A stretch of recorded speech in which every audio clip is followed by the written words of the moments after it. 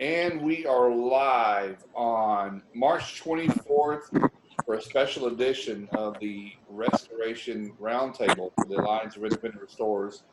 We normally have these on Thursdays, but this week I felt like our community probably needed a break, and we probably needed to get together a little bit sooner. I've been noticing a lot of anxiety.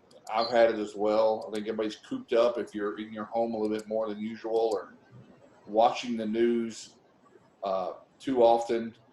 So let me play this video, and then we are going to shoot over into some discussions and special guests and have some fun. Let's see here. There you go. Air conference with Josh. I'm here with Michael. With Thomas McGuire and with John.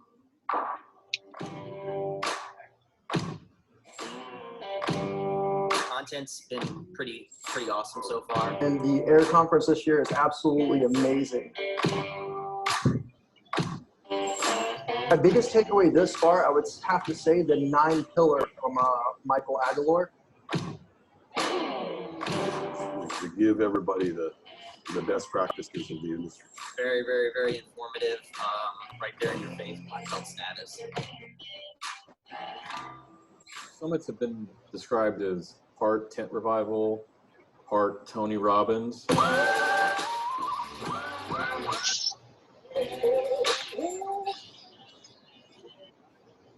As we were at the air. I can't get enough of John's comment there at the end. Part Tony Robbins, part tent revival. All right. Well, welcome everyone. As I said, we're recording live, so don't say anything that you wouldn't want your mom or your grandmother to hear you say. John Grubb, that means you too. I want everyone. Understood. I want everyone to know that I still have the crappiest. I still have the worst internet of the whole group. So bear with me here. It's a little tough trying to invite everybody in and talk at the same time. I got to multitask here, right? Hey, Clark, I can do inviting people in. Okay. Do you have access? You good? Yeah. Okay. Yeah. All right. So like I said, we just kind of, something prompted me that we probably could all use a little earlier summit or earlier roundtable than usual, just to kind of just talk about some of this stuff. There's a lot of information going on. I'm glad we've got a few people that are here that are what I would consider of this group, know a lot more about this COVID-19 than some of us. So we'll definitely talk about that as much as I think I would like to not talk about it. I think we'd like to high level, not real super crazy deep, but high level, where it's going, what you're hearing. Maybe anyone wants to share. You know, I know Kristen's in the epicenter, or y'all may have lost that status recently to New York City, right? If there's a status at all. But we have like 25,000 plus cases here in New York. yeah, New York's gotten pretty bad. Washington, New Jersey, there's a couple of epicenters. So I'd like to hear your perspective versus someone else that's maybe, I've talked to some people today that said it kind of doesn't feel like there's a whole lot going on except a lot of news. If you can push your mute button if you're not speaking, we're getting a lot of background noise, rubbing and kids and pouring wine bottles and whatnot. So, so tonight I want to talk about that a little bit. We've got a few new guests here. We always start out with new guests. Jamie Kennedy, it's your first time on the call, Mr. iPad. Yeah, thank you very much. Yes. I look forward to everyone in here. Tell us a little bit about you. I'm a younger restoration guy, and to be honest with you, if it wasn't for guys like you and some other people in here, they don't even realize I wouldn't be here still. I started out from scratch. Just seeing a Servpro job at one of my buddy's house. And I said, I owned a foreclosure business when I was like 25. And then I saw a Servpro come in and hack up to my friend's house and throw him a nice $10,000 bill. And I was like, this is a great business. But, and I started it and I didn't know what I was doing. And Clark helped me out and some other guys helped me out. And they didn't even realize it. Just seeing what you've done the past 3 years, you guys have been very helpful for me, or I'd probably be not having a business. So I'm going on my 3rd year now and sales have doubled and I just want to learn more. That's what I'm here for. Jamie, where are you? Are you in Michigan or New York? I'm in New York. Yeah. What part? So I'm in Saratoga Springs, New York, by Albany. About Albany. Lori, is that Albany? Yeah. Lori's out that way. Lori, is that pretty close to you? You're in Rochester, right? I'm in Syracuse. I'm 10 minutes east of Syracuse, so he's about an hour and a half away from me. Okay. Good deal. That's not far. Not far at all. Not far at all. And I know we've got Bob here on the call. Bob's all the way over in Buffalo, so he's over, pretty far from you guys. Well, cool. Welcome to the he's group, an hour Jamie. and a I half remember. away too. What's that? I said he's about an hour and a half away from me too. So you're right in the middle of the hour-and-a-half sandwich, huh? I am. Does anybody remember that movie with George Clooney, Oh Brother, Where Art Thou? There was a part where he goes and he's trying to get some pomade, that hair stuff, and he's like, the guy said, we'll have some in about 2 weeks, and he said, can I get something else? And he said, that'll be about 2 weeks, and he said, aren't you just about a geographical oddity? You're about 2 weeks from everywhere. I just thought it was funny. I thought it was funny. Thank you, Jamie. Chime in anytime. This is like open format, man. If you hear something, raise your hand, flash the screen, whatever. Bob Morris. I think, Bob Morris, this is your first time on the call? Correct, yes. Cool. Tell us about you, sir. 5 months into the restoration industry and anxious to, I come from corporate America, sales management background, anxious to learn more from folks like you. Well, you better forget what I teach you because I'm kind of haphazard about it. It's real funny. There's a lot of people emerging into this industry from outside. First off, it tells me corporate America must really suck now that you're wanting to come over and suck up other people's poop. But it's always interesting to me because one thing in our industry that most tradespeople aren't great at is the idea of sales and how important it is to keep your sales funnel always full, your pipeline, always be marketing, public relations. So it's really interesting. I would assume that's probably going to be something that you're probably pretty good at, right, Bob? Well, I've got a number of years' experience in sales and marketing, so that's my background, and wanted to parlay that into this restoration business. I had a personal experience at my house with a restoration company and felt like it could be a better experience for customers. Wow. That's real interesting, Bob. We know a few people that have that same story, but one notably that a lot of people in the room here know is Brian Daltrey. He started his company in Columbus, Ohio from the same reason. He had in 18 months, he had 3 occurrences in his house, and none of them was he overwhelmed with. None of them was he even moderately satisfied with. And when he saw what they charged for the little bit that they did, he said, number one, I could make a killing in this business by doing great work. But number two, these guys are ripping people off by what their expectations that aren't being met. So it's really interesting that you brought that up, that was one of your cases. And the two of you should probably share that story together one day. That'd be great. And Bob, tell us where you are. I know you're keep muting. What market are you in? I'm in Atlanta, Georgia, Marietta to be exact. Well, meet Gordy Powell. He's your neighbor. Gordy is in Marietta. Hello, Gordy. We'll have to get together Hey, for Bob. coffee. I would love to. We're in the process of moving our offices about 2 miles down the road. We just closed on a new building yesterday, and all excited about doing a build out for the offices, but current events took another spin. Right. These are difficult for everybody. Congratulations, though. Yeah. Oh, thank you. Yeah. Congratulations.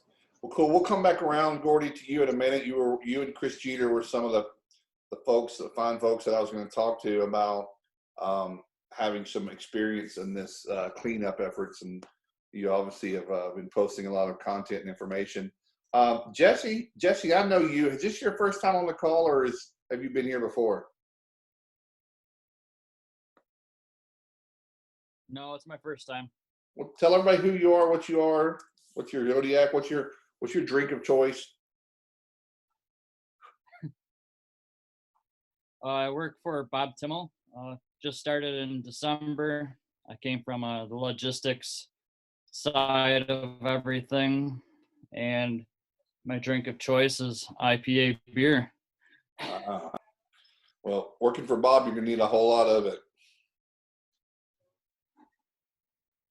Yeah, I'm stocked up. Thanks, Clark. Anyway, good. Welcome to the Jesse. You've done listen, you're right. I've known you since you started, but you've been doing a fantastic job picking it up, and it just goes to show that common sense can get you a long way in this industry, right, Blaine?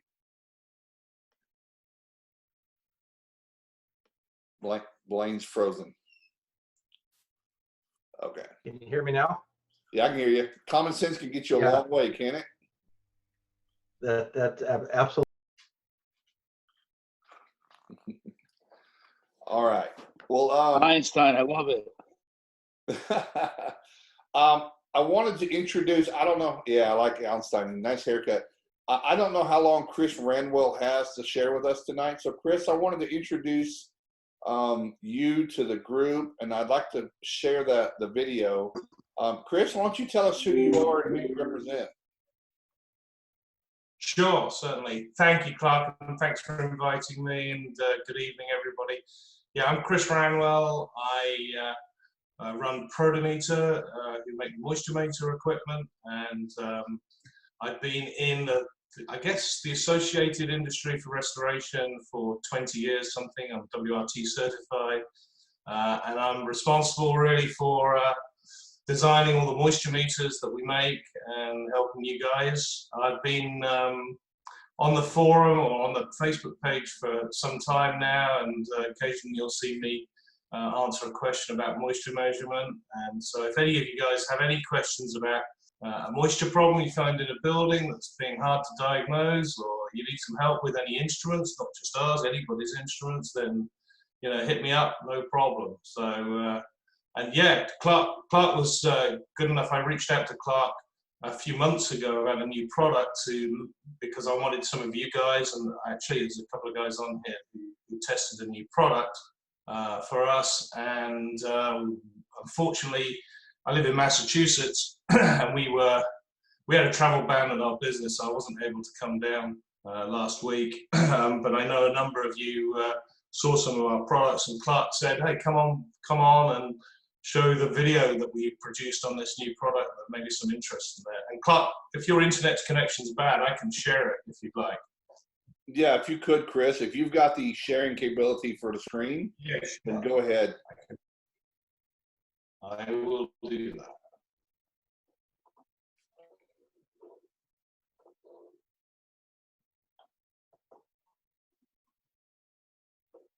We're really excited to present to you today the Protometer ReachMaster Pro. This is a non-invasive, extendable moisture meter. Because the ReachMaster is an extendable product, it makes getting to hard to reach areas very, very simple, easy, and safe. There's no need for ladders or crawling around on your hands and knees. The ReachMaster Pro has a display head unit and a sensor end that wirelessly connect to each other automatically. Both the display and the sensoring are hinged, designed to make measurement and operation easy when measuring on walls, floors, and ceilings. The ReachMaster Pro uses new non-invasive moisture measurement technology to detect moisture levels in materials. Depending on the material and the sensitivity setting on the ReachMaster Pro, it's possible to find increased levels of moisture up to an incredible 5 inches or 120 millimeters below the surface. The ReachMaster Pro can be used in a variety of building materials: wood, drywall, concrete, etc. The Protometer technology is not affected by surface moisture, so that means you can penetrate through any surface condensation. To start to use the ReachMaster Pro, simply press the button on the center end unit, then move to the display unit. Press this button once, and automatically the head unit will connect to the sensor. This will be indicated by this top left icon that will stop flashing, and the display turning to green when the instrument's held in the air. Now let's look at some of the features in more depth. You can see here the green display showing a reading of 60 on this scale that runs from 0 to 1000. This indicates the material is dry. As we move and find to wetter materials, not only will the number increase, but also the color indicating excessive moisture will move from green to yellow to red. Any reading can be frozen by hitting the hold button, which is the lower center button. And then you can unhold it. These two buttons here, the minus and plus, give you the ability to zero in on moisture by changing the sensitivity. In order to do this, you can hold this button for 2 seconds, then push the button to increase or decrease the sensitivity. There's a scale here from -5 to +5 in sensitivity. The other really useful feature is something that we call reference mode. And reference mode allows you to store a dry standard reading. So in this case, we're saying that this piece of wood here is 80, it's dry. This is our standard reading. By pressing and holding the center lower button, the reference and pause button, we will now go into reference mode. Once in reference mode, you're going to see 2 readings on the display. The top reading is the actual reading, and the lower reading is the number above or below the reference dry standard that you held. Once in the settings menu, you have the ability to change the different languages. We also have the ability to change the brightness on a scale up to 10. To maximize battery life, which is normally 80 hours in continuous use, you should reduce the brightness to around 5. The next option is the buzzer to turn it on or off, and then a further option is to adjust the auto shutter off. This can be adjusted up to 10 minutes. The calibration function allows anybody to calibrate the unit in air. This may be done occasionally. The sensor head unit uses 2 AA batteries to operate. They can be accessed through this battery cover by undoing these 2 screws. The display head unit uses 4 AA batteries. They can be accessed under this cover. The ReachMaster Pro can be upgraded remotely by the user. This port here and a similar port in the head unit allow you to connect to a computer and with a simple program upgrade the latest firmware and software. This allows new features to be added remotely. The ReachMaster Pro sensor head unit comes with a handy removable and replaceable wear plate here. It's removed by 4 screws. Each ReachMaster Pro comes with a spare wear plate. Thank you for watching our video. Please visit our website. There you go. Bit long, I'm afraid, but thank you for watching, and thank you, Clark, for giving me the opportunity to show everybody this. I know some of the people on here have actually had a couple of instruments out there and tried them in the field. So I really appreciate the time there. And as I said, you know, if you have any moisture measurement issues or any problems with meters, ours, or anybody else that you don't understand, I'm happy to help, and you can find me right on the Facebook page under my name there. So again, thank you, Clark, and if anybody's got any questions, I'm happy to take some too. Yeah, I could definitely vouch for the meter. We've beta tested the meter and had an opportunity to use it. It's definitely very functional, and the comparisons to our other meters are spot on. So we definitely approve of the meter. Great, Danny, and thanks for trying that out. Chris, is this available on the market yet? No, so unfortunately, the virus has put us back as well because some of the supply chain has fallen down. So we're now looking to launch by the third week in April. I think we'll do the launch, and they'll be available in stock by the second week of May.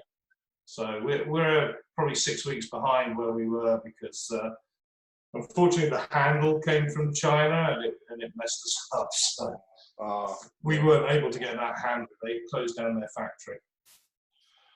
So it'll be available soon. Where can we buy it? Is that the Ramsco, Johnston, NSN, all the regular?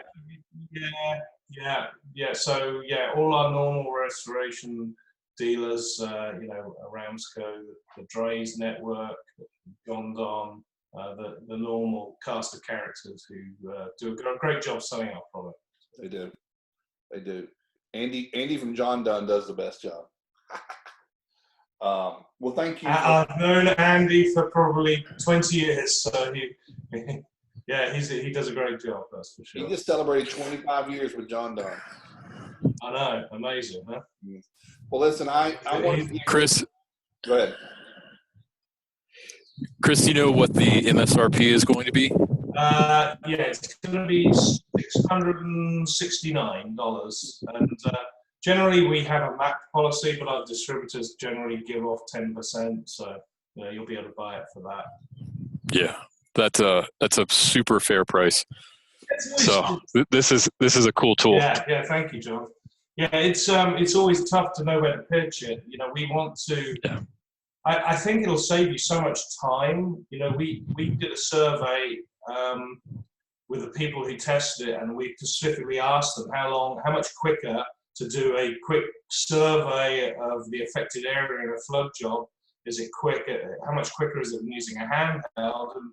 And aside from all the health and safety benefits of not having to crawl around on your hands and knees or climb up ladders, it was 60 to 70% quicker than using a handheld. So I think it'll be a fast payback.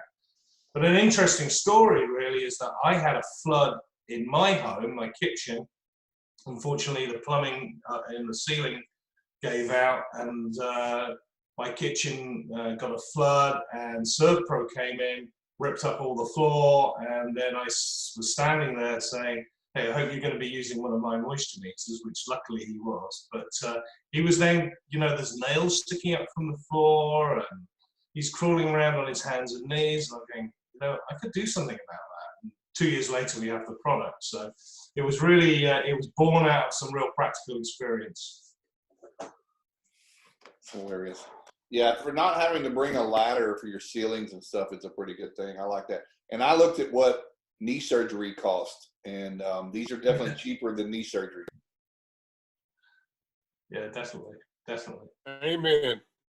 I can definitely attest to the high volume content hoarder situations. Definitely making it a lot more convenient to be able to reach through contents and things like that nature. So you're not, again, crawling into the disgusting areas for sure. Oh, wow. I didn't even think of that. Yeah, that's a great idea. Yeah. So, so Chris couldn't make it to the conference, so we had to put a bodyguard on top of the stuff and make sure it didn't walk away. Did you do an inventory? Did it all come back, Chris?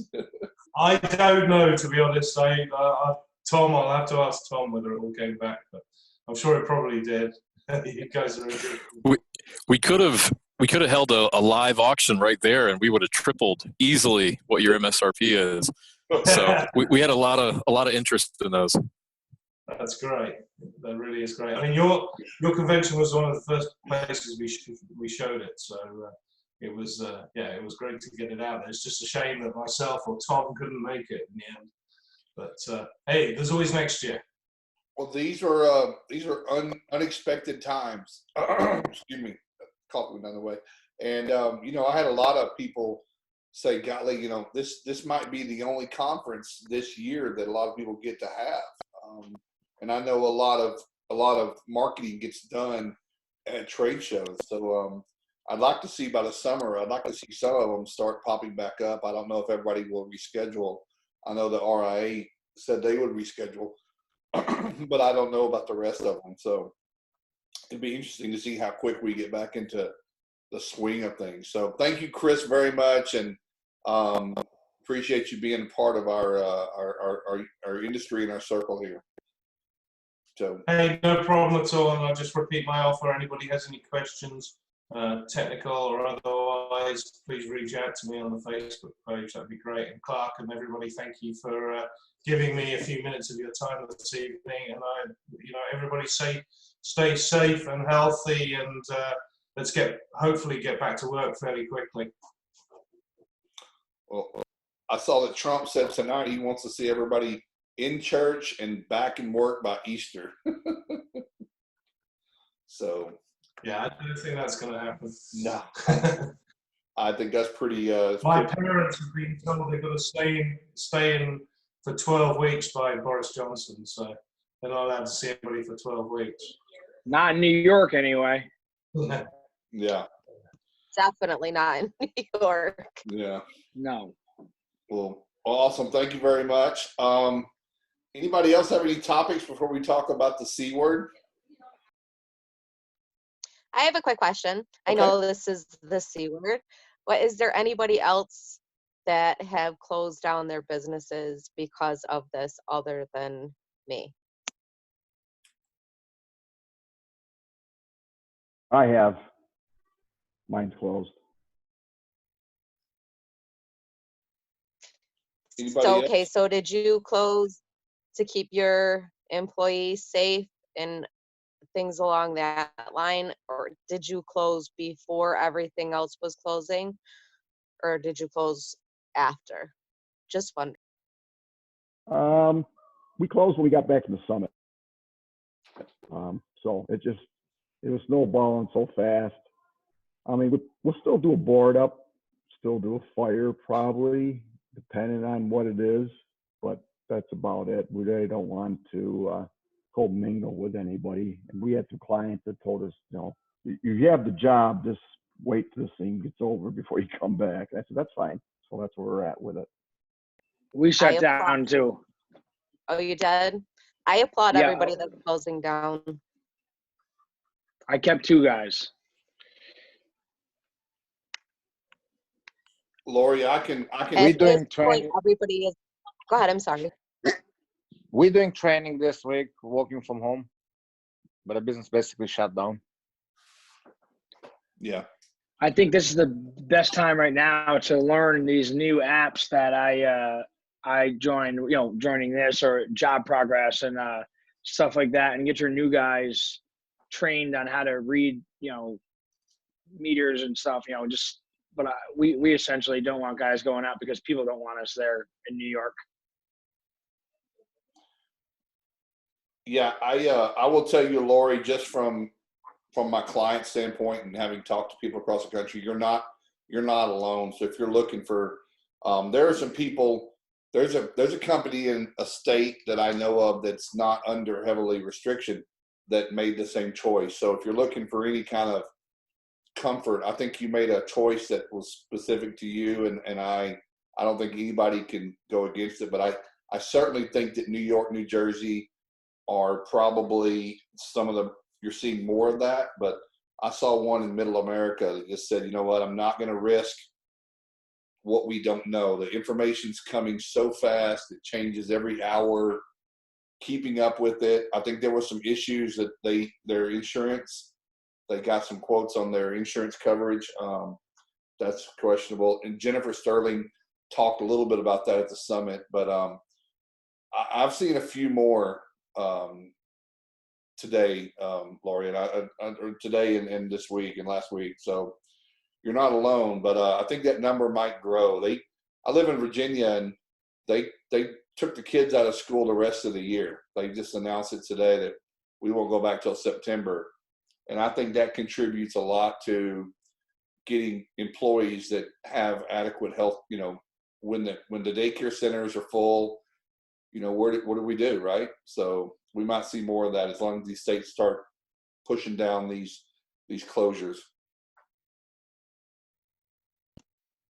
Yeah, We closed down. Oh, sorry. No, go ahead. Yeah, we closed down and only doing like true essential work. So we do a lot of waterproofing. So anything that's not essential, we're not doing that as of right now. Yeah. Ramon says we're closed from everything except emergency spring cleaning and trading this week, then online training, then the end. So I've heard that a lot too. I've heard a lot of people saying gathering more information, waiting for some of this to calm down, get the right training, I think the big issue is going to be supplies. I don't know who's having a real issue with supply chain. So if you start approaching every house wearing full PPE, you're going to run out of that pretty soon. Does anybody have a comment about running out of supply chain? Yeah, so most of our business is remodeling at this point, Clark, but I ordered $180,000 worth of appliances to finish 5 kitchens that I have open currently for people that don't have a kitchen at their house. We ordered $44,000 worth of electrical items, things that went from China, but they're currently stocked here in town. Everything else, we're just kind of stocking up on making sure our guys can finish these jobs that are open for our customers. Yeah. We have like no PPE available here in New York. We have our respirators and the cartridges that go in the respirators, but like trying to get Tyvek suits and N95s just for a demo job, you just can't. And I feel like one of the good reasons why we closed down is so that we're not taking the important PPE that our healthcare workers need right now. It's a good thing. Yeah, Lori, I applaud what you did. I think it was a choice that you can make, and I can see the benefits from it. And if anybody's on the fence, you've got to follow your gut. But I think you're going to see the price of when the supplies do start coming back, they're going to be scarce. And I want to see everybody make sure they adjust their billing accordingly. If their consumables start costing a whole lot more, Xactimate's not going to cut it, and they will not catch up in time.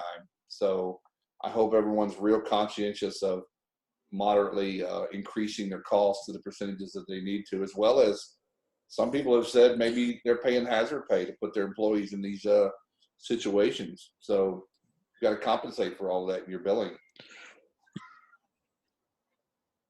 Yeah, now would be a good time to learn T&M billing.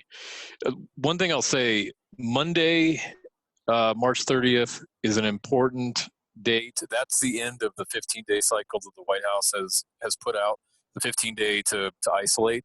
And I know it's really easy to fall into, trolling Facebook and the news to try to get up-to-date information.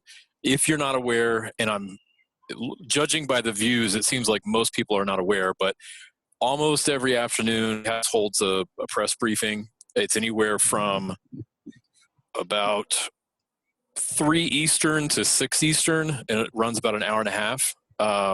That's, for me, been the best source of information just because it's kind of straight from the horse's mouth, so to speak. So whether you are for or against this administration, they're the ones pumping out the information, and it's there every single day, and there's reporters asking questions. And if you just want to cut a little bit of the spin out, that would be a good resource. I agree with that. So here in New York, we usually have 3 briefings every single day. One is from Cuomo, and the next one is from the mayor, and then we also watch the administration. So I feel like Cuomo was on today, and he said, and I understand that you just said it's the 15-day period coming. He said because we have so many cases here in New York, and it's just steadily climbing, that we are going to hit our apex in anywhere from 14 to 21 days.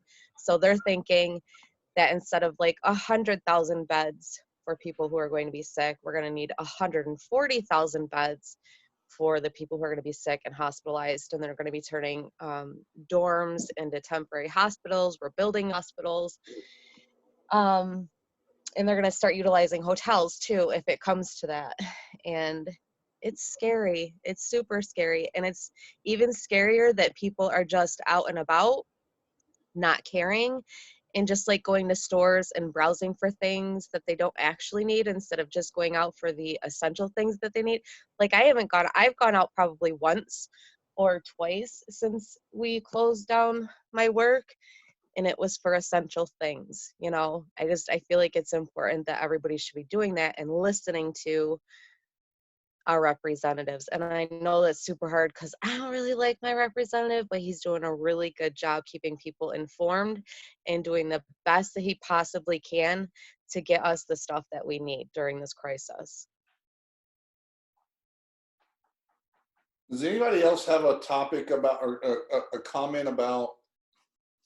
Because I've been reading some stories about, I wouldn't say assaults, but like really aggressive interactions between people when someone sees people out and about and they don't think they should be.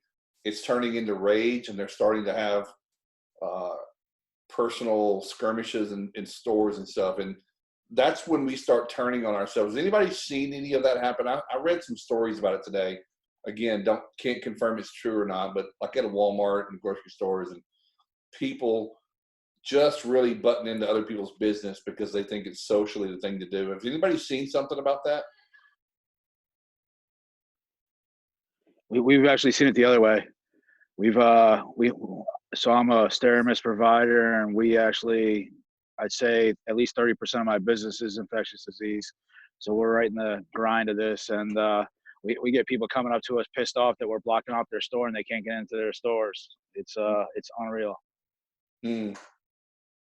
Interesting. Wait, I don't think I think I misunderstood that. They're pissed off at you because you're in there cleaning when they're trying to get into the store. Is that what you're saying? Yeah, so our protocol is to paper up the windows so they can't see what's going on, and then secure the store and then go in. But when we're papering up the store, they're asking all sorts of questions and actually getting pretty combative while we're saying, because we're obviously taught and know not to say anything. So we're like, I'm sorry, we don't know what's going on. We're just here doing our jobs.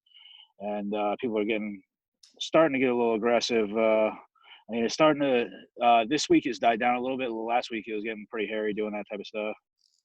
Well, I'm so sorry that people are doing that to you because you have a job to do. I get that, and people don't, which is super shitty. Yeah, and I think this was the thing I talked to John about when I was in South Carolina. I worry about people who are not very good at sitting idle, being calm, waiting things out. The anxiety from that is going to start working the edges of people. And, you can only watch so much Netflix. You can only be restricted from going to your favorite restaurant so much. And I think people are going to start to really crawl out of their skin and start to act in a way that normally they wouldn't act. That's the part that, I say that because that could be me. I don't like to sit still, and I don't think any restorer does, but I can see that affecting some people that don't have a really good grip on their emotions. So Danny, what you're saying is, I hear people, my wife works at a grocery store here locally. Oh, by the way, they gave her a $2 an hour raise until the end of May, just because she's up there putting up with this stuff. But when people have 3 of something, even if it's not critical, like it's not something of scarcity, there are people having words with each other about how they're hoarding, and it's like three packs of paper plates or something like that because they've got a big family. And I'm just starting to see the edges of people's characteristics kind of unravel. So, Hey, Clark, Blaine has something to say. He raised his hand. Okay, Blaine, go.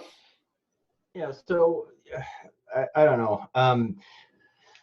The virus, I don't think is as bad as really what everybody's making it out to be. I don't know if anybody looks at like CDC figures or whatever, but they did put out. Is there any way I can share my screen here to you so you can see that? Is there any way for me to do that? Yeah, Blaine, at the bottom center of your screen, if you hover over, you should have. There you go. Did I get it? Okay. You got it. So 20. This is right from the CDC website. 2019. This is from October 1st to March 18th. This is just in the U.S. 54 million flu illnesses. This is regular flu, regular seasonal type flu. 25 million medical visits, 710 hospitalizations, and up to like 59,000 deaths so far, right? This is just seasonal flu. When we get over into coronavirus stuff, we've got this, I think, is as of today. Yeah, this is as of today. 53,000 total cases so far. Only 698 deaths. I don't know. Am I the only one that just has a problem with the numbers that are out there? Yeah. So here's the thing. I kind of was where you were for some time. I was like, well, what's the big deal? 70,000 people a year die from the flu, and we've got 80 so far, whatever the number was at the time. My understanding is that coronavirus is timed as a standard flu virus. I don't think that's accurate, and so brother. if I don't, because they're not. I mean, they're not testing everybody. You know what I mean? So the numbers are kind of flawed. I guess, but they can measure. You know what I'm saying? Again, I won't argue the information because I'm getting it from the media. I'm getting it from the White House briefings. Exactly. That doctor, my minds can determine how contagious something is without measuring how many people got it or didn't get it. But they're saying it's 3 times as contagious. So if it's 3 times as contagious, half the country could have it in no time. And if you say, 80% of those folks will be fine, that leaves 20% that won't be fine. And of that 20%, 5% are going to die, or whatever the number, it becomes a really big number as you work through it. That's my understanding. I don't know. Yeah, and I don't know either. I mean, you hear things from one end of the spectrum to the other, and I think that's all by design. I really do, to keep people confused. I don't know. It just doesn't seem to be that bad. I think there's something else related to this, but it's killing businesses. My business has almost died now. People aren't calling me for things what I do. Not as much as they were, up to about the middle of February. So I've seen it, and I'm just a little guy. I'm a one-man shop here. So anyway, I don't know. Maybe it's just me wishful thinking, not being as bad. The sky is falling kind of stuff. I think there's other shit going on, like with the markets and everything else that's happening, but I don't think that this is as bad as what they're saying. I don't know. I could definitely understand that point of view. Yeah, man. I'm there. Some of it is like, okay, how bad is it? Is the cure worse than the actual disease? Yeah, well, they start doing mandatory vaccines. That should give you your answer, brother. Run. Just want to make a statement to that respect. Here in New York, we are doubling our cases of this virus every 3 days. We've got 25,665 cases here in New York as of this morning and 210 deaths. So they're saying, and this is just what they're saying, the flu has a 0.1% fatality rate. This coronavirus has a 3 to 4% fatality rate. Those are the numbers I go by. And I go by that because I live in New York and I'm terrified. I don't want my mother to get this. I don't want my grandbabies to get this. I have a 5-month-old grandbaby. I have a 2-year-old grandbaby. I have 2 9-year-old twin grandbabies. I don't want anybody in my family to get this. I feel like at first, there was a lot of people that thought, it's not that bad. It's just a little cough, whatever. But there's so many people, literally just in my family, that would have, if they got this, they would die. It's terrifying. So I try to limit to myself watching the news, the briefings, and freaking Facebook because it's all over the place. But it's terrifying. And I get where you're coming from, Blaine, because we don't want to be shut down either. But we had to do it for the safety of our employees and our customers. I feel like it kind of is as bad as they're saying it is. Well, I guess we'll see. You know, Can I add I something? don't know. Well, Stephanie has her hand raised. I want to point out one thing, and I appreciate it. I have been watching the group a little bit, and so has Kristen and everyone. I'm glad we're not bringing political stuff into the group. So the Democrat-Republican conversation is starting to happen pretty good. Let's keep that stuff out of the air group. I mean, there's plenty of places to put that stuff. We're never going to agree on those things. I don't know that we'll agree on this, but population density goes a lot into this. I want to go right now to Montana, where I've got a small chance. And Andy says I can't go there, but they won't let me. Or Alaska. But population density has a lot. That's why China had such a big issue. And I'm glad we've got a control. I'm glad there are some measures going into place. And I hope we're wrong, and I hope we're right.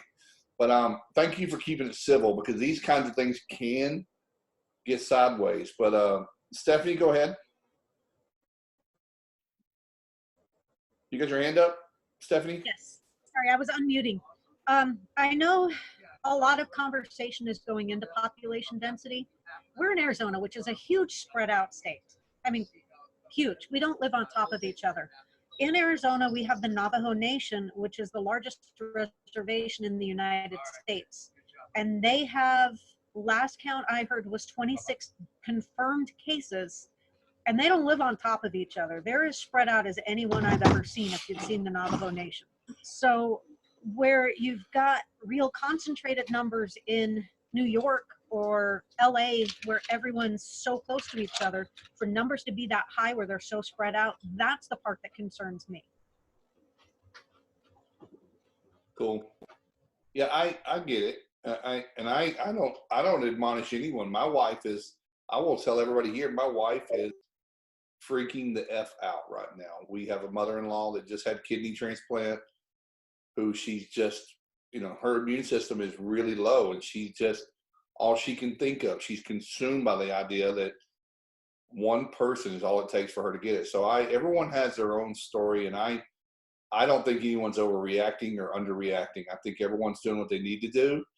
I just, like John said, just get the right information and don't read too much into the Facebook theories and the memes and the skewed views. I think you just got to keep it real. You got to keep it real, right? So thank you for keeping that real civil. But thank you, Stephanie. And I would wonder, this is a dumb question, Stephanie. Does the Navajo Nation, this is probably stupid, they have access to all the media and the information? Do they kind of tribal different than national government or state government? Are they getting information fed to them the way they should? Yeah, they stay a lot to themselves, and their numbers are not counted in Arizona's numbers. So our numbers are actually higher than what they show, but they have done a really good job of communicating through social media with all of their tribal members, which gives the public access to a lot of what's going on there. And I believe it's 5 different areas in the Navajo Nation that have been affected. Cool. All right, Gordy and Sarah have their hands up. Gordy Sarah. Yeah, Clark, I want to touch on the anxiety part you were talking about. I had a meeting with a group of coroners here in Georgia just yesterday, and what we're anticipating to come within weeks is another death pool, or pool, I should say. We're anticipating an increase or an incline in the suicide rate for 3 reasons. One, the people who live from paycheck to paycheck, their anxiety is going to hit, and they're going to wonder, what's going to happen to me. So we anticipate the suicide rate there. Then you've got the people there, the Facebook watchers, the woe is me happen, and their anxiety kicks in, and we anticipate an uptick in suicides there as well.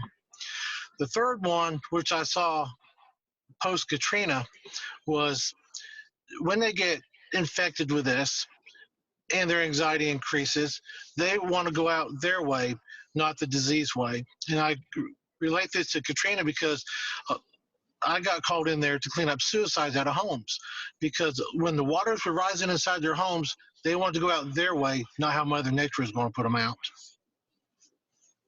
Woo, that's heavy. That's heavy. So Clark, all I was gonna say was, you know, you want to go to Montana. You know, that's basically what we're doing tomorrow. Is we're loading up in the RV and we're going camping in Tennessee, where we go every year. Hold on one second, Bubby. Sorry. But today I spent probably 6 hours just scrolling through Facebook and reading articles and kind of freaking myself out more than what I probably should. And if I'm here, I'm going to work. You know, I'm going to still go on calls, even if they're not really essential and those things. So for our own peace of mind and stuff, we've decided to just go camping. It's isolation. There's no internet access. There's no anything. And that's just what we're going to do for the next week. No, that's good, Sarah. I like that. I mean, I will tell everybody here that my kids have been home from school for 2 weeks, and I work from home, and we've had a great time. I spent a whole lot more time with board games and renting old movies like Goonies and stuff like that. So we're making the best of it too. But good luck to you guys.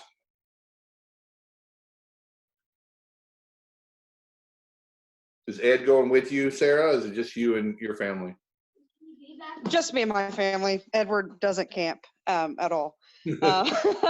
But we have a razor, and we go every year, and we spend a whole week just riding the mountains in Tennessee and see some amazing views, and our kids love it. And it's just a lot of fun. And we really wanted to cancel because we were scared, you know, what if we get stuck down there and they shut the roads down and we can't get home and all those things. But I think we just made the decision a couple hours ago. We're just going to go. And you know, we've played a lot of Uno and a lot of card games. And so trying to just keep our minds off the situation. And yes, my kids have been home for 2 weeks too. So it makes it a challenge when you're not used to being at home with your kids every day and they're here every day. Sarah, I have one request. Can you send me those coordinates? Can you send me those coordinates so I can come over there? Absolutely. Yes. I think Dwayne will meet me over there. Yeah. We normally ride about 100 miles of trail a day, and we'll ride for at least 5 or 6 days. So we'll ride our 500 or 600 miles in the woods that a lot of people have never really even seen before. So it's amazing. Cool. Morris, is your hand up? No, it's not. Okay. Sorry. Hey, Chris Lowelke, can you tell us a little bit about Canada? Can you give us a reference of what the temperature is like up there? Not physical temperature, but there's definitely a big difference between the people I'm talking to in the East versus the West, where I am. The East has definitely done more lockdown, things like that. A lot more restrictions. The West is a lot more spread out, so the restrictions aren't as bad. But instead of doing my regular job, I've spent the last week and a half teaching people how to work remotely.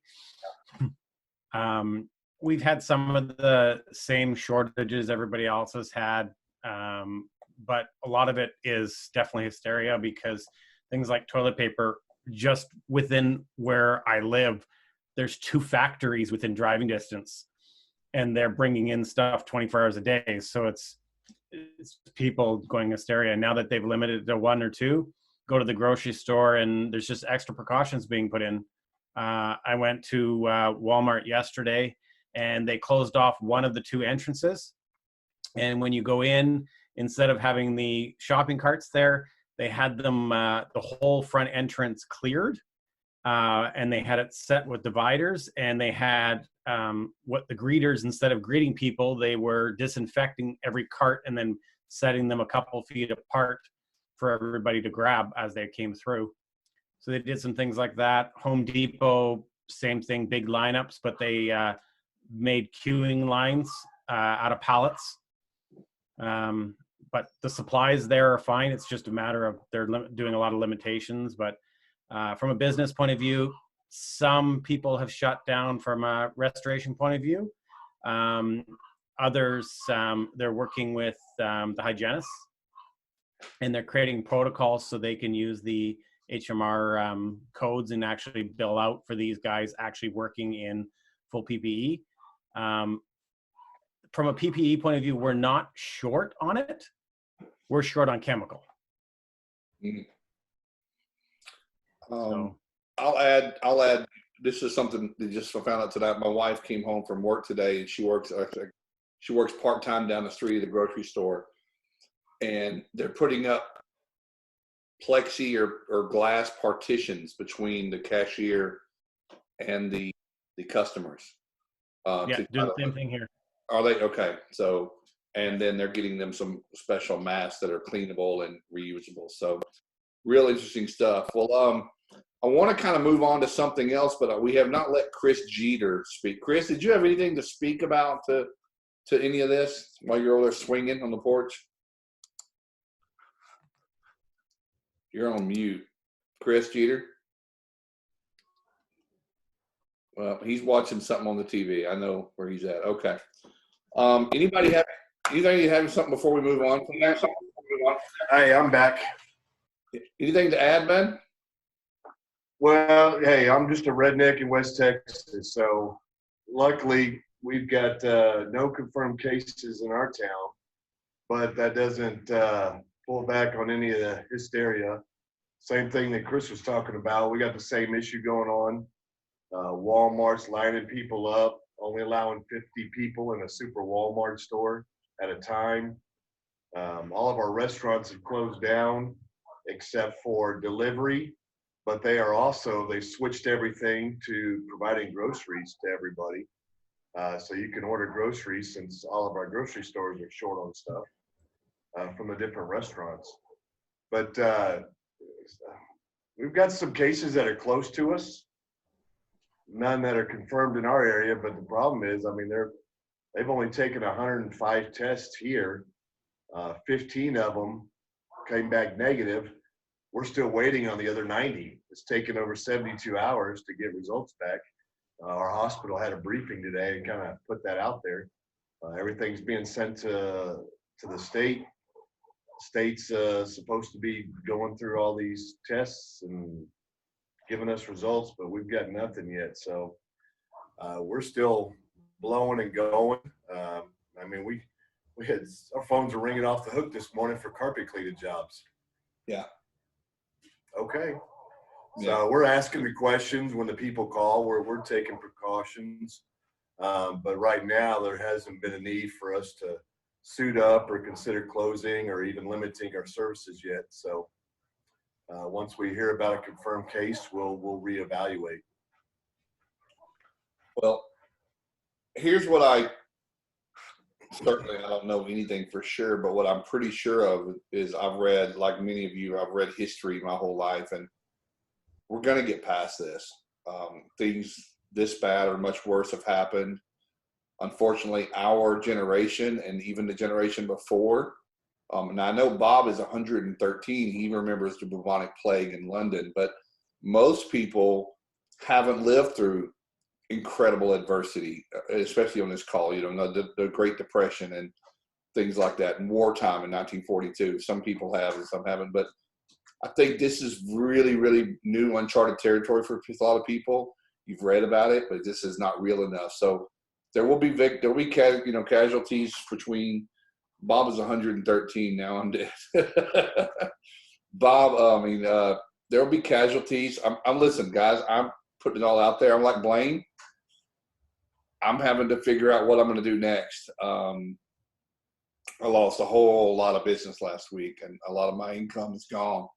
But I'm a smart person just like all of you, and I'm going to pivot, and I put myself out there to some of my old contacts.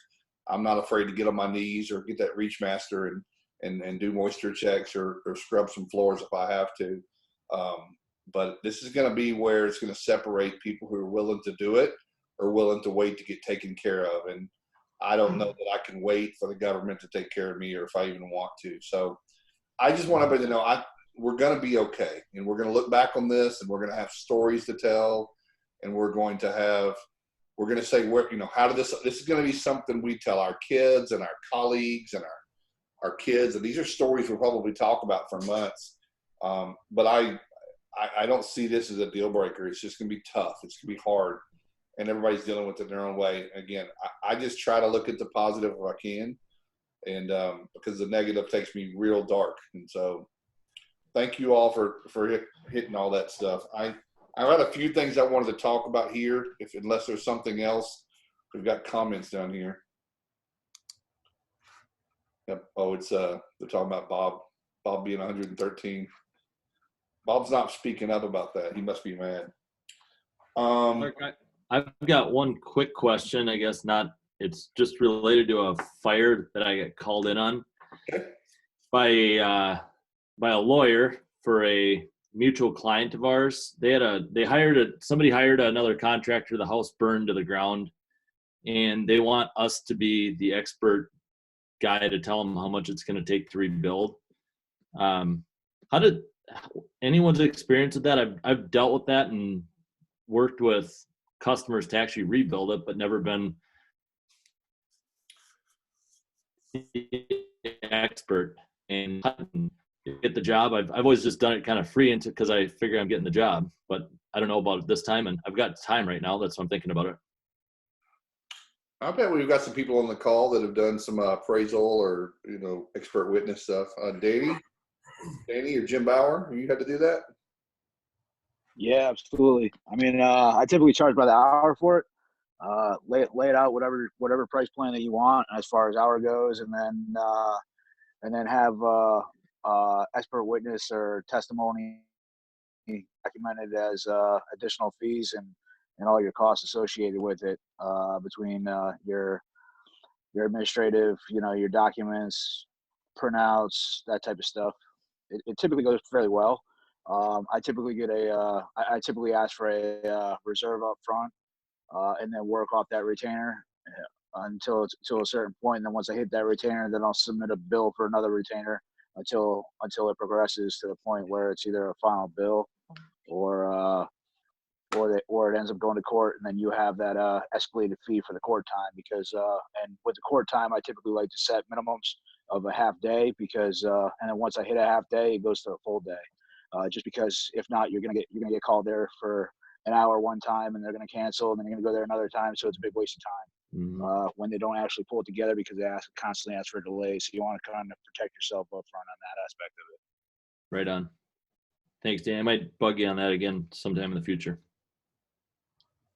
Absolutely. Thanks. I love the Alliance. We had someone that left the summit this week. Anybody that was at this Alliance? Anybody beat Clay from Kansas City? Clay from Kansas City. Clay, he's got a weird last name. Euclid or Euclidus. But he went right back to Kansas City this week in the midst of all this, and he's already gotten in a group of people that are wanting to join the Alliance and start a chapter. So that's going to roll me into a conversation that Miss Pleasant Kristen and I had yesterday. We absolutely are 100,000% certain that the way we grow the Alliance is through chapters and through unity of that way. We kind of learned our lesson with the Rebel group of just a big wild national, throw anybody in there you want to. It's not going to work out. There needs to be accountability locally. So, but we're not going to come back and hit. I mean, we have a lot of people wanting to start doing that, but I don't think now is the time. I think Kristen, tell me if you're wrong. I think we wait a couple of weeks and readdress it. It's not something that's probably going to be top of mind for a lot of people. No one's going to want to call and get a hold of other restorers in their market and say, again, they may be closed down, they're going through hardship. So we're going to respect that. I know a lot of people are ready to start one. Stephanie is certainly, they're so ready, and it's going to be a great, great, great, great chapter. And anybody that wants to do that, but I certainly want to respect your co-partners and your competitors in the market by, this might not be the most politically correct time to call and say, hey, although I would argue this is probably a perfect time for this kind of reason right here to get together with everybody, but we're not going to push on that. Does anybody have comments or opinions on that?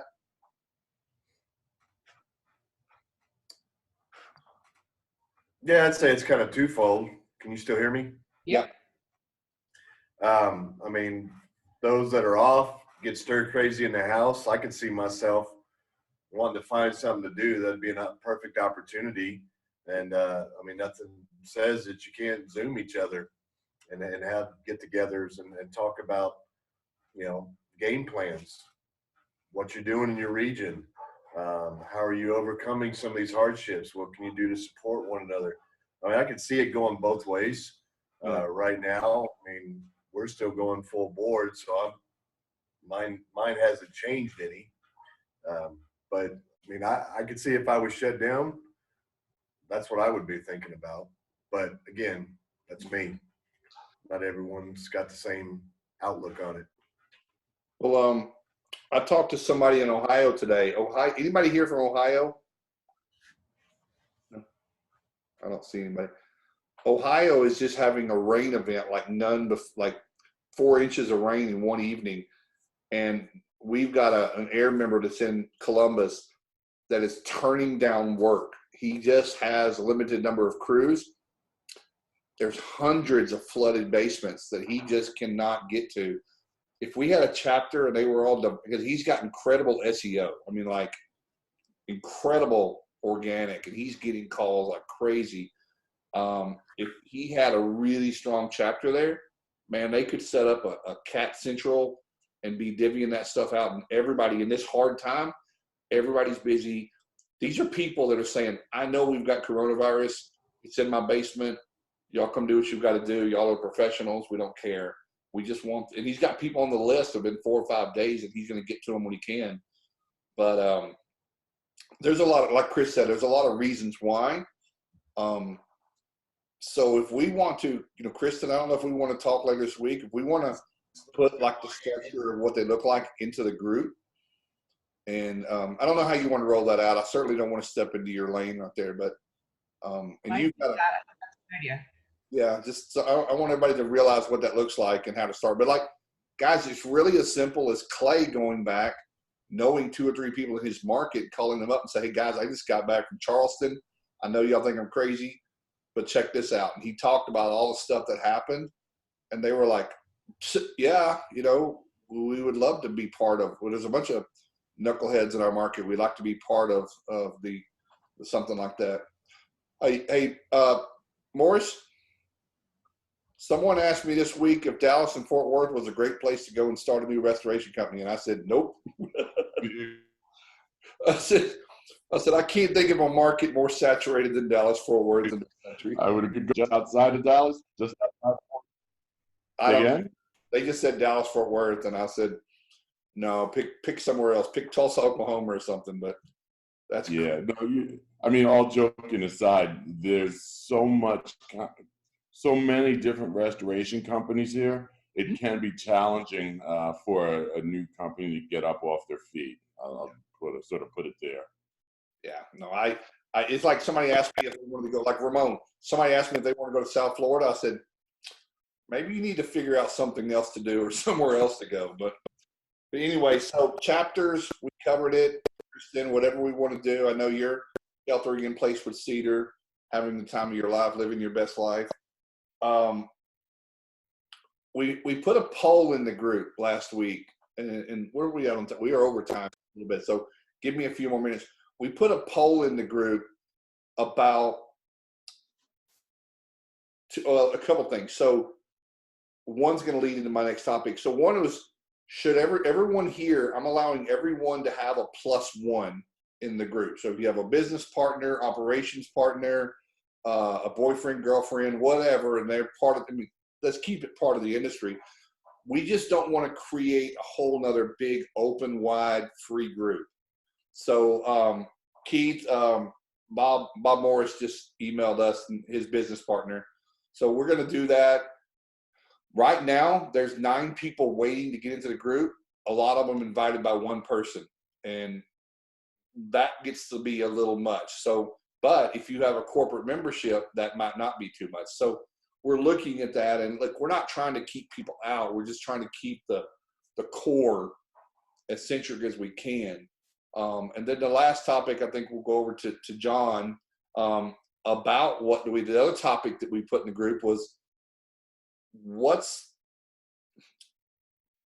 does it look like for people to figure out what we're doing and how we, like, before they join, where do they go, like a lounge or something like that. So before we had the Rebels group, and we don't have that. That's not an option, at least for our universe here. We're banned from there forever.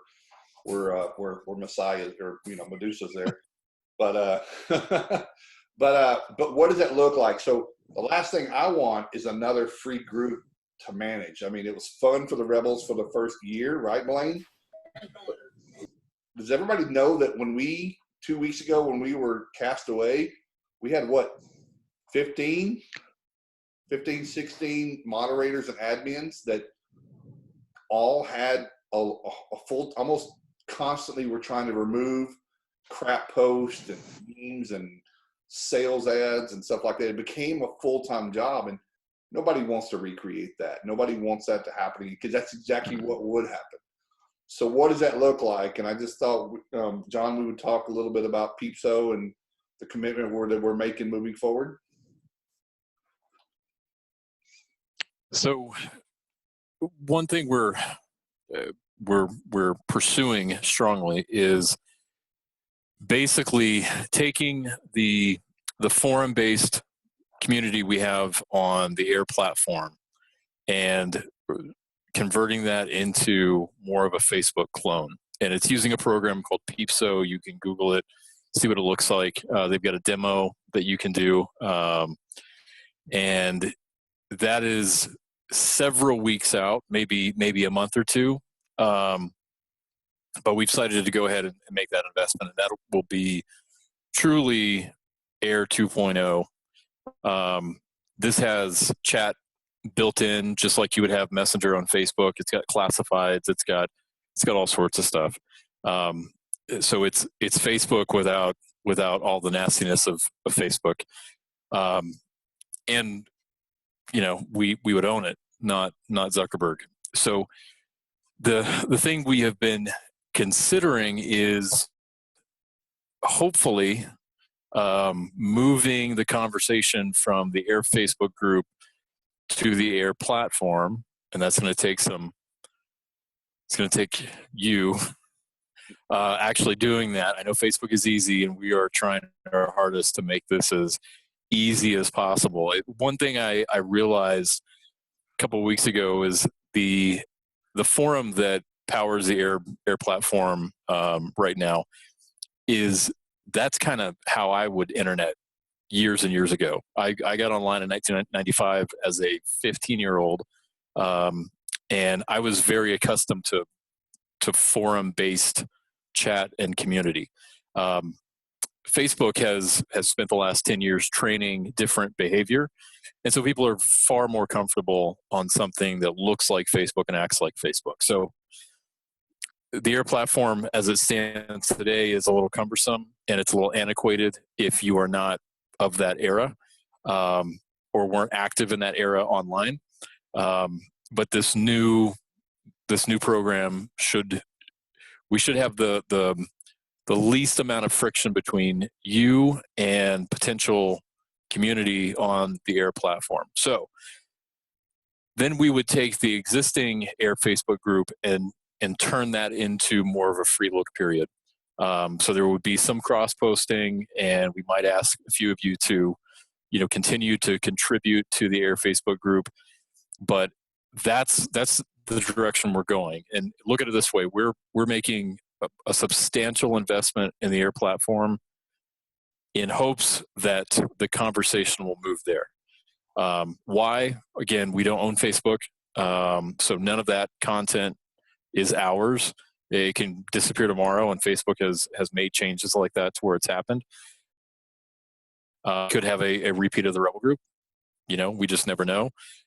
Most importantly, in my mind, is everyone now has a story of, I was talking about this thing the other day, and now I'm seeing an ad for it on Facebook.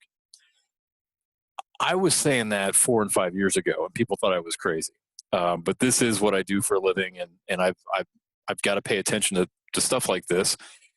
And Facebook is incredibly invasive. I had not had the Facebook app installed since about July or August of last year, and I put it on about a month and a half ago to help promote the summit. And I am even more appalled than I have been in the past, because it's more invasive than I've ever observed it before. So the Air platform doesn't have that. The Air platform is not going to track you around the internet and try to sell you stuff based on things you're saying, conversations you're having, etc. So I know that's not a concern of everyone. For some people, it's a huge concern. For me, I like to be very practical about data, and the more I can limit what I'm giving away to advertisers, the better in my mind. So Clark's showing you an example of just a demo site on Peepso. We can totally customize this to our colors and whatnot, but this is as close to Facebook. No, this is not the air design, Dwayne. This is just a general demo on the Peepso site. And you can see this if you go to PEESO and then click the front end demo, and then you use demo as your username and password. You can log in, and it's like a sandbox where you can play around in and post and chat and stuff like that. So it looks good on mobile, but the next thing we're going to do is invest in having an app built that would, yeah, I like the pink flowers too. We would invest in an app that would actually display this just like the Facebook app. So yes, the reality is this works great on mobile, and you can create a shortcut on your home screen on your phone, and you can basically make it an app. But we're going to go one step further and use a company called Go Native to take the site once it's fully built out as the 2.0 site and turn that into an app. And again, the hope and Clark and I have talked back and forth on this for quite a while now. And the hope is if we build it, they'll come. So we'll see. I don't know. But I think it's worth the investment, and it's worth building a community that's truly ours. Yeah, so everybody sees I'm kind of just playing around with it. We've got Stream, which seems to be your typical feed. Classified Friends, you've got, and your friends is going to be just, again, it looks and feels like Facebook. So if we're trying to capture that feel, this is a whole lot of it. Audio, video, you can put memes and links, and I've played with a little bit hashtags. So if you want to go here and look for something about COVID-19 or equipment or collections, my understanding is you can go and find all topics about those things without using the search. So I like it, but I think what John's trying to say, and what I certainly wanted to hear said, was, yeah, it's going to be a substantial investment. And my fear is, we made a big investment in the first one, not knowing what we didn't know. We're obviously getting better, but it's really defunct. Everybody's just over there just friending each other, but there's no action. So, no one's going to really know till we build it. But we're talking, well over $10,000, $15,000, $20,000. But I think it's how we move forward. Couple that with, make a group there, private groups for chapters, all things in one place. I think it's the thing to do, because I want to also move away from Facebook as well, just for a lot of the reasons that he said, as well as just some accountability. Keith said, so then who would be allowed in the free look page? I don't know if we have an answer. Yeah, we don't have an answer to that yet. As you know, the conversation on the air page is I guess the majority wants to be able to bring people in so they can see what this is all about. Like Clark said, in the past, we would just send people to the Rebel group. I mean, I did that all the time. Almost every prospective client I would talk to, there was always a 5-minute segment in there about the Rebel group. So it was a great place to send people, but it was, the Wild West. So what we do once this is built out, I don't know. We're going to have to figure it along. And Lori, yeah, you are getting a small tour of my house. I've got 5 kids here at the moment.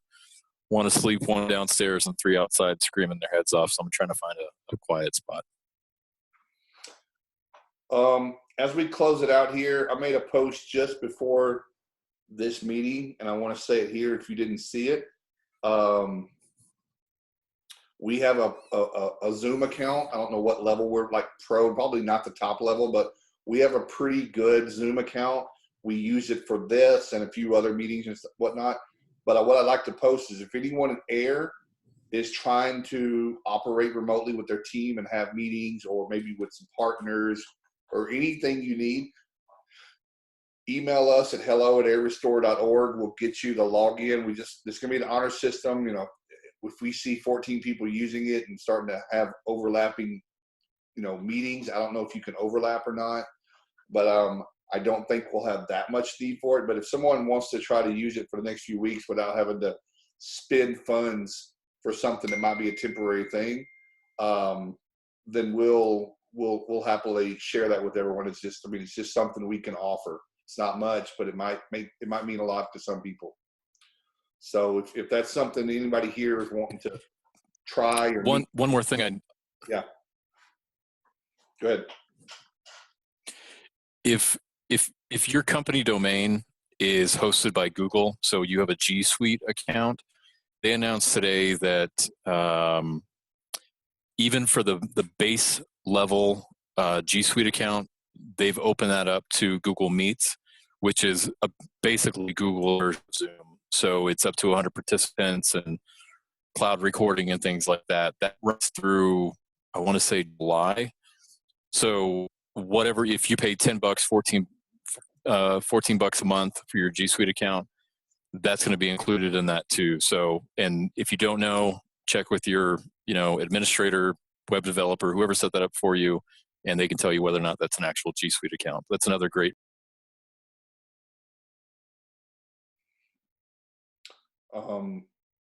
Everybody, if you didn't see the post in the group, Google My Business has pretty much dropped the reviews option for Google My Business. So if you're trying to obtain reviews during this time with COVID, is that right, John? Is that pretty accurate from a broad statement? They're really limiting the reviews that go onto Google My Business? Yeah, I saw Tyler Stoner posted this yesterday, and I wanted to fact check him. I don't mean that in a rude way, but I don't believe everything I read on the internet. So I fact checked him. What he posted is accurate. Google is not allowing reviews, business name changes, I think photo uploads. And, I mentioned this last week or the week before. You cannot bid on any COVID, coronavirus, disinfection terms, let alone put that in ads. So Google has had a pattern of doing this in the past. So when a major tropical storm or hurricane is hit, they will shut down ads in that region and just show you map results and organic results. And now they're doing it with My Business. So I think the idea is to keep people from jumping on the bandwagon. And no, it doesn't make sense. No, people are eventually going to need companies like yours, and they're going to go to Google to search. And I don't agree with Google's decision on this. But with Google My Business, don't be soliciting reviews right now. I haven't read that they will go and sit in a cloud for a period of time and then publish. Right now, it looks like you cannot make any changes or reviews to your My Business page. John, I just put the link in the chat of Google's statement and what they're limiting. Yeah. Thank you, Chris. I appreciate that. Yeah. So everybody go to the chat and get that link, because that won't be available after we get rid of this call. And I also saw that they are allowing people to show temporarily closed. So like Lori, if you ever Google My Business, you can go and switch your company to temporarily closed instead of just like closing it down, closing the page down, and people continue to try to call and find out that you're not open and leave a bad review and put down there they're closed and they suck. You can mark it temporarily closes, from what I can understand. So it's a good article. It's in the group. Go check that out. And 90 minutes, we got to go. It's bedtime for Clark. By the way, where can I get a haircut? Are the haircut places closed? You got to get yourself a Flowbee. Hope you have scissors. Isn't that what kids are for? I could probably do it. I'm a big boy. Chloe, that was awesome. Flowbee. Well, listen, guys, this is why I love the Alliance. I felt that this was going to be a good night for us all to kind of huddle up and talk about some of this stuff. And I hope it helped a few people. This is what we're all about. And I see Bodie Wallace is on here, man. Bodie's got my support. He's a neighbor of mine, starting his company up. So those of you that couldn't make it to the summit, I know we got to go. Couldn't make it to the summit. I've got some goodie bags that I'm sending out to those. Some leftover things that we'll be shipping out this week. So if anybody has anything else after this, kick it over to the group. Talk to you guys in 2 weeks. Thank you so much for showing up, and just keep airing it out. Have a good night, y'all. See you, y'all.